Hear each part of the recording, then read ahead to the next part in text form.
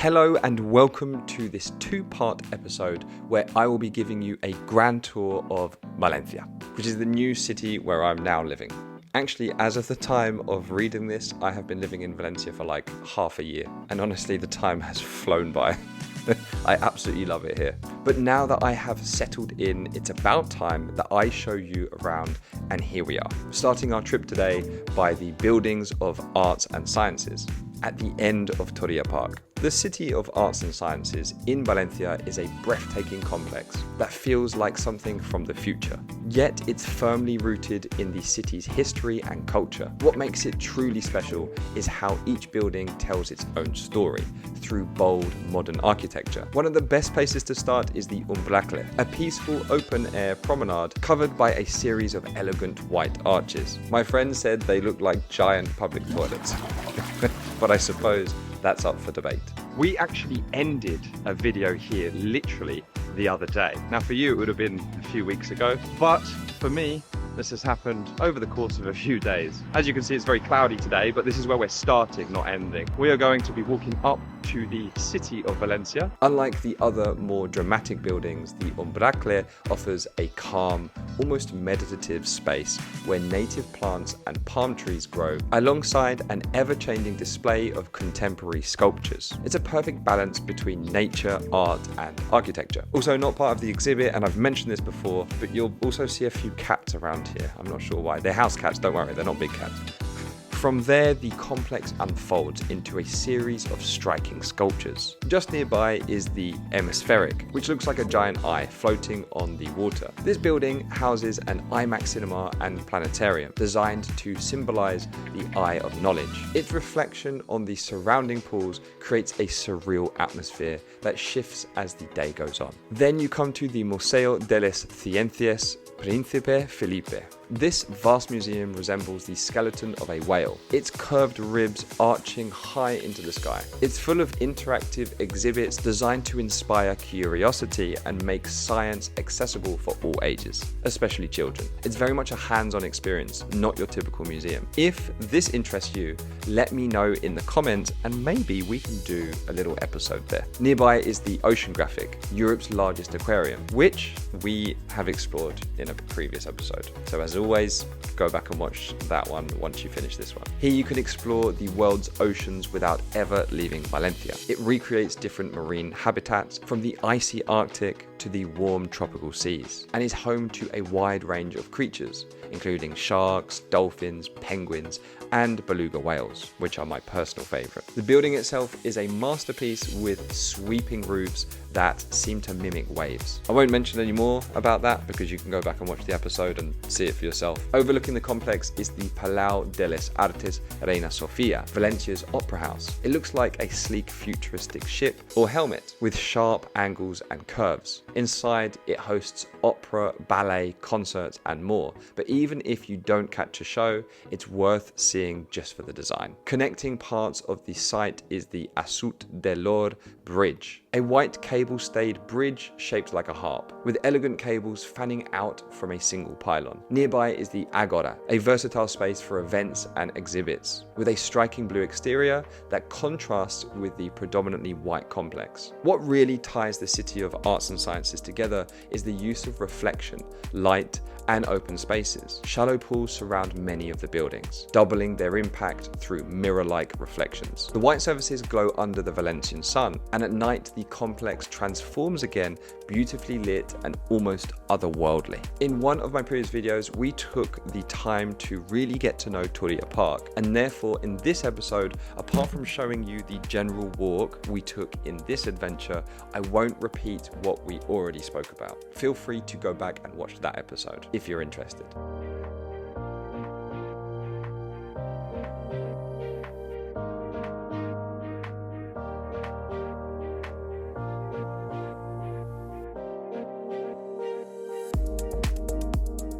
As we enter the city centre of Valencia, we leave Torilla Park and enter Torres de Serranos. Again, we mentioned this in the Torilla episode, but that's because it's right on the corner. These are one of the most impressive medieval monuments and one of the best preserved city gates in Europe. Built in the late 14th century, they were originally part of the city's defense walls, guarding the northern entrance to Valencia. We are about to enter the historical center, so we're just leaving Toria Park now. These towers stand tall and proud with their massive stone walls and Gothic architecture, giving you a real sense of the city's history and strength. They were more than just a fortification, however. The Serrano Towers also served as a ceremonial gateway, welcoming important visitors to the city. Later on, they even doubled as a prison for nobles during the 16th and 17th century. Climbing to the top of these towers offers a panoramic view across Valencia's old town and beyond, making it a must-see for anyone interested in history or just looking for a great vantage point. Again,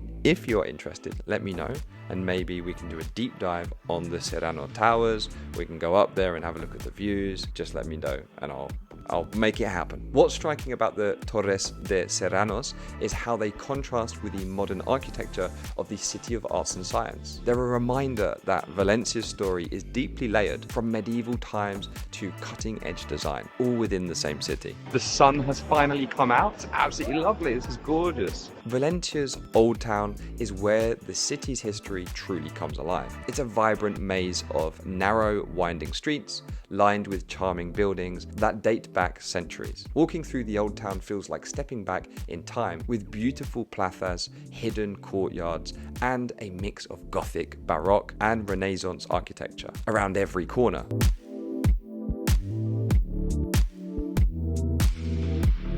So we are now in Plaza de la Virgen, right in the center of Valencia. I'm currently looking at the cathedral.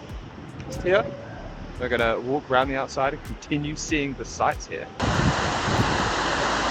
At the heart of it all is the Plaza de la Virgen, a lively square surrounded by some of Valencia's most important landmarks, including the stunning Valencia Cathedral. The cathedral itself is a fascinating blend of styles and is famous for housing what some claim is the Holy Grail. The Holy Grail is said to be the cup Jesus used at the Last Supper. Valencia Cathedral claims to have that very chalice, which has fascinated visitors for centuries. Nearby, you'll find the Basilica of the Virgin of the Forsaken, a beautiful Baroque church that plays a key role in the local festivals. My mum was lucky enough to walk in and join the service there, as she keeps reminding me every time we walk past it. I think that one might be a highlight of the day for her. Look at this queue. There are so many people waiting to go into the cathedral, but the reason why is it's actually Easter at the moment. So we're just about to leave this square, but we're going to be coming back here later, and the reason why is Newcastle are playing at 6:30, and they are playing in a bar called Finnegan. It's an Irish pub, and it's just here on the right. So if you're looking for football games, go in there. They do actually speak English as well, so that helps. So yeah, you can go in there, they speak English, and watch your games. But we will be going this way. So as you can see, there's a few restaurants down this road.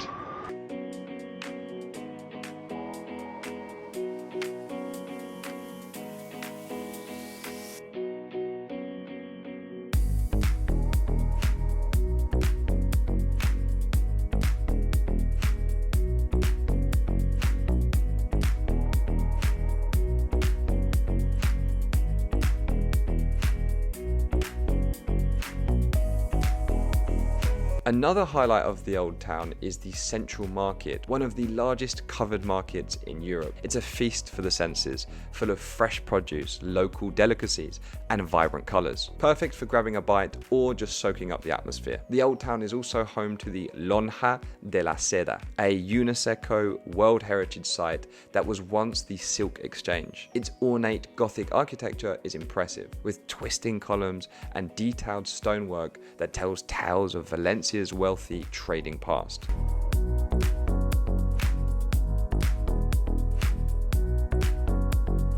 In the evenings, the town comes alive with tapas bars, lively plazas, and a buzzing social scene that gives you a real taste of Valencian life. It's the perfect place to explore on foot, whether you're hunting for history, culture, or just a great atmosphere. This is Café de las Horas, a unique, charming spot in Valencia's Old Town, known for its quirky vintage decor and relaxed atmosphere. Inside, you'll find colourful chandeliers, antique mirrors, lush plants, and a rich neo-baroque touches that give an intimate, almost theatrical feel. It's a perfect place to enjoy a coffee or a cocktail, but most people go for one cocktail in particular. Can you guess what it is? I'll give you a minute.